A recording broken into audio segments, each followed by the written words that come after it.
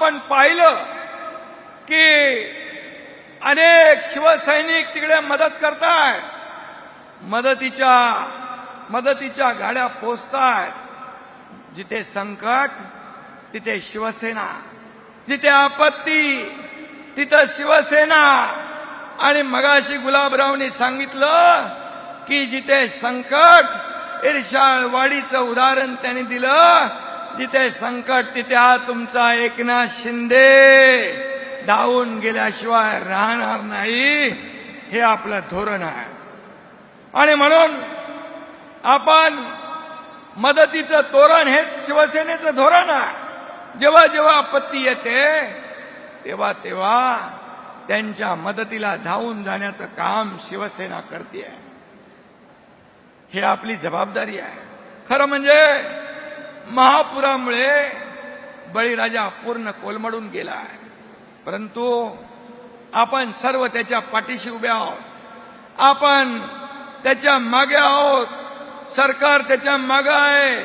आणि म्हणून कुठल्याही अटी शर्ती सगळ्या बाजूला ठेवून यावेळेस मंत्रिमंडळात देखील मुख्यमंत्री महोदय आम्ही सगळ्यांनी ठरवलंय की कुठल्याही परिस्थितीमध्ये बळीराजाला आपण मदतीचा हात, त्याला आधार दिला पाहिजे. आणि म्हणून जे काही या परिस्थितीमध्ये संकट मोठं आहे. लोक आम्हाला सांगत होती अनेक वर्ष आम्ही कधी एवढा पाऊस पाहिला नाही, अनेक वर्षात कधी एवढं संकट आम्ही पाहिलं नाही. सगळं उद्ध्वस्त झालंय. आणि अशा परिस्थितीमध्ये आपण त्यांच्या मागे उभं राहिलं पाहिजे.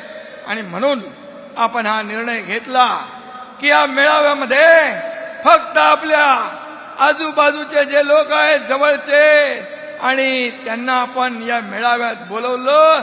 आणि बाकी सगळे लोक तिकडे मदत करतायत. दसरा सण मोठा आहे, परंतु म्हणतो आपण दसरा सण मोठा, आनंदाला नाही तोटा. पण यावेळेचा दसरा मात्र या दसऱ्यावर पुराचं सावट आहे, पुराचं संकट आहे. आणि अशा परिस्थितीमध्ये आपल्या बळीराजा, आपला अन्नदाता, त्याच्या मागे उभं राहण्याचं काम शिवसेना करते आहे.